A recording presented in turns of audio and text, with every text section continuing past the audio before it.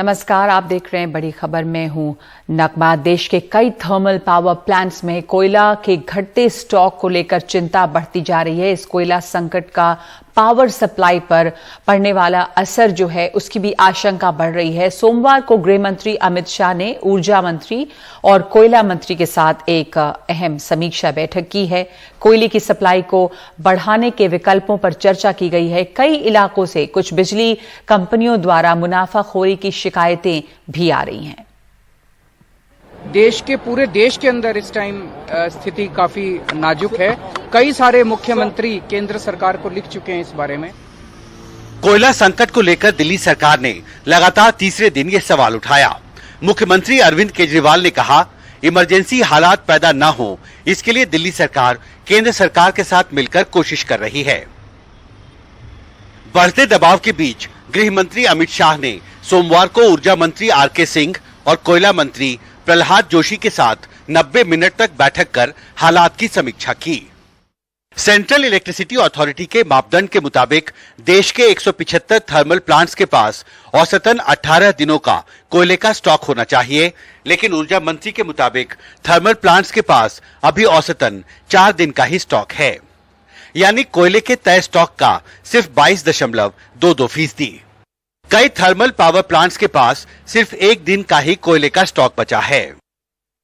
135 thermal plant देश में ऐसे हैं जो कोयले से चलते हैं। इनमें से आधे से अधिक में कोयला लगभग समाप्त हो गया है। जो आधे बचे हैं उसमें 2 दिन से 2.5 दिन तक का कोयला बचा है। ऐसे में उत्तर प्रदेश का भी बिजली उत्पादन बुरी तरह प्रभावित हुआ है। लगभग 1,500 मेगावाट के बिजली घर उत्तर प्रदेश के उत्पादन निगम के बंद हैं।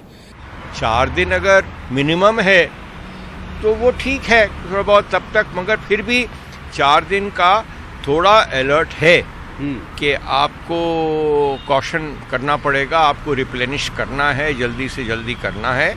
हालांकि ऊर्जा मंत्रालय को अब ये उम्मीद है कि अक्टूबर के तीसरे हफ्ते तक देश में जो पावर डिमांड की स्थिति है उसमें कुछ स्थिरता आएगी और अगले 10 दिन में कोयले की सप्लाई में सुधार की वजह से थर्मल पावर प्लांट्स में आज जो कोयले का संकट है उससे निपटना और आसान हो जाएगा। इस कोयला संकट के बीच कुछ बिजली कंपनियों पर मुनाफाखोरी के भी आरोप लग रहे हैं। प्राइवेट कंपनियों ने एनर्जी एक्सचेंज में मुनाफाखोरी शुरू कर दी है और एनर्जी एक्सचेंज में 9 रुपए से लेकर 21 रुपए प्रति यूनिट तक की बिजली बिक रही है। कि कोई भी बिजनेस करता है वो मुनाफे के लिए ही करता है, मगर नाजायज मुनाफा या सिचुएशन का पूरा दुरुपयोग किया जाए वो चीज ठीक नहीं है। कोयले के संकट से निपटना सरकार के लिए एक बड़ी चुनौती बन चुका है।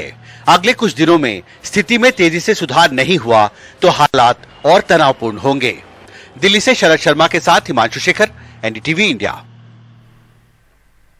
और लखीमपुर खीरी कांड के अभियुक्त और केंद्रीय गृह राज्य मंत्री के बेटे आशीष मिश्रा को आज लखीमपुर की अदालत ने पूछताछ के लिए 3 दिन की पुलिस कस्टडी में देने का फैसला किया है।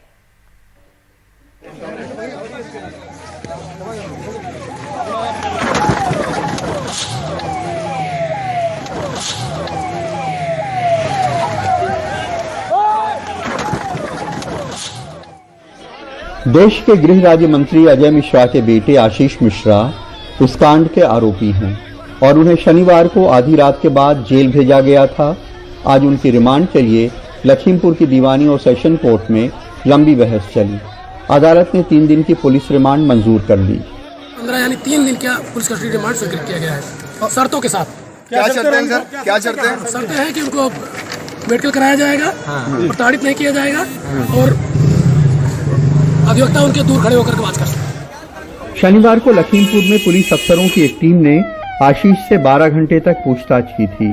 पुलिस उनसे जानना चाहती थी कि घटना के वक्त वो कहां थे, अगर मौके पे नहीं थे तो क्या कोई सबूत हैं उनके कहीं और होने के, किसानों को कुचलने वाली थार कौन चला रहा था, शांति से जा रहे किसानों को क्यों कुचला गया, वगैरह वगैरह।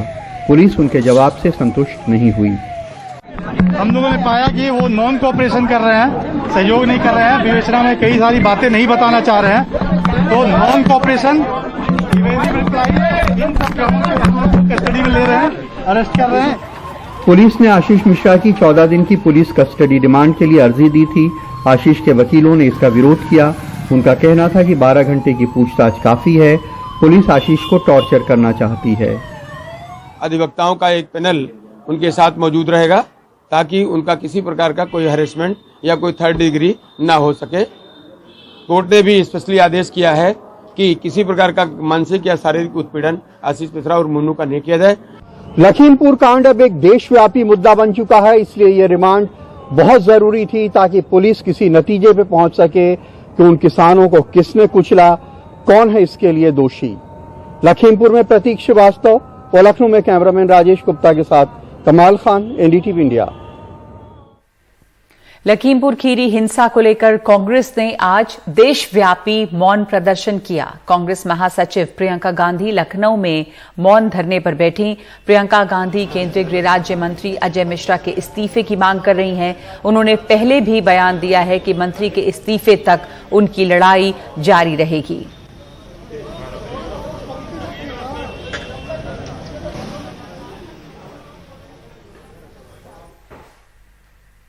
और लखीमपुर खीरी में जो हिंसा हुई किसानों के खिलाफ, उसके विरोध में आज महाराष्ट्र में महाविकास अघाड़ी ने बंद का ऐलान किया था। सत्ता में शामिल शिवसेना, एनसीपी और कांग्रेस ने इस बंद को समर्थन दिया।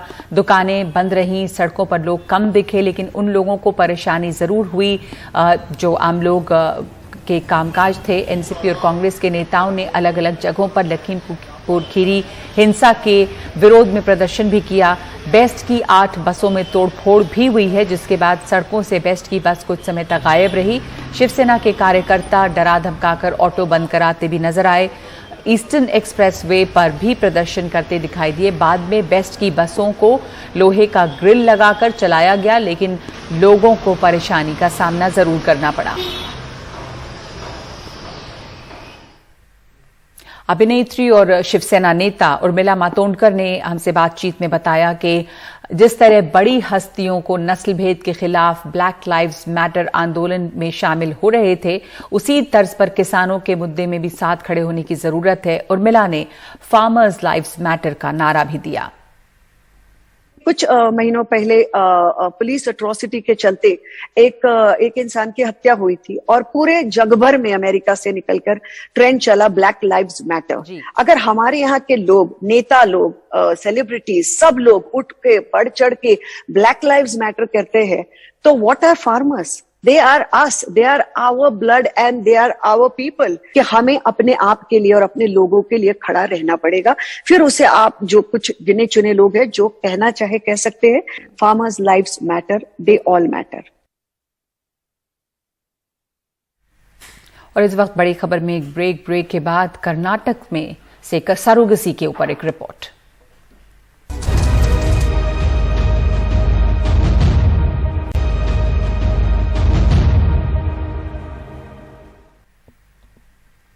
कर्नाटक के स्वास्थ्य मंत्री के एक बयान पर विवाद खड़ा हो गया है, क्योंकि स्वास्थ्य मंत्री डॉक्टर के सुधाकर का मानना है कि आधुनिक महिलाएं शादी नहीं करना चाहती और अगर कर लें तो सरोगेसी को पसंद करती हैं, यानी किराए के कोख से वो मां बनना चाहती हैं। डॉक्टर सुधाकर के मुताबिक ये ट्रेंड ठीक नहीं है, लेकिन राज्य के स्वास्थ्य मंत्री के इस बयान पे विवाद खड़ा हो गया है। जानकार और तमाम महिला संगठन उनके इस बयान से सहमत नहीं हैं। Lot of modern women in India, they want to stay single. Even if they get married, they don't want to give a birth. They want surrogacy. Karnataka के स्वास्थ्य मंत्री डॉक्टर के सुधाकर का सरोगेसी मदरहुड पर दिया गया बयान विवादों से घिर गया है। सरोगेसी मदरहुड यानी पैसा देकर किसी दूसरी महिला की कोख से बच्चे का जन्म। हाल में इस प्रक्रिया से बच्चों के जन्म का चलन बढ़ा है, लेकिन कर्नाटक के स्वास्थ्य मंत्री इसे अच्छा संकेत नहीं मानते। Sorry to say this, lot of modern women in India, they want to stay single. Even if they get married, they don't want to give a birth. They want surrogacy. So there is a paradigm shift in our thinking, which is not good. इसमें कोई दो राय नहीं, surrogacy के जरिए जन्म लेने वाले बच्चों की संख्या बढ़ी है, लेकिन जानकारों के मुताबिक इसमें कुछ भी गलत नहीं। उनका मानना है कि वैज्ञानिक तकनीक बेहतर हुई है। जो महिलाएं पहले किसी शारीरिक दिक्कत की वजह से मां नहीं बन पाती थीं, वो ये तरीका अपना रही हैं। इसे लेकर झिझक खत्म हुई है। तकनीक का विकास हुआ है, अब ये आम लोगों के लिए सुलभ हुई है, तो ज्यादा से ज्यादा महिलाएं जिनमें कुछ कमी थी वह आगे आ रही हैं। इसमें क्या हर्ज है? हम लोग ऐसी महिलाओं की मदद करते हैं। जानकारों की ही नहीं, नई और आधुनिक सोच वाले युवा वर्ग को भी स्वास्थ्य मंत्री का ये बयान रास नहीं आया। मंत्री जी किस पार्टी से हैं? उसी पार्टी के प्रधानमंत्री के भी बच्चे नहीं हैं, राहुल गांधी के भी बच्चे नहीं हैं। हमला सिर्फ महिलाओं पर होता है इसलिए कि हम महिलाएं हैं। हम कैसे जीना चाहते हैं, क्या ये हम तय नहीं कर सकते अपने लिए?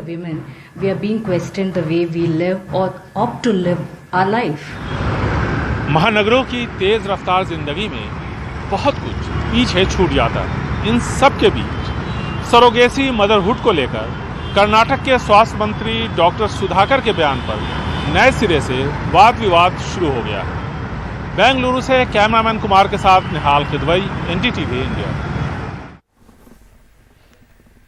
बड़ी खबर में इस वक्त इतना ही।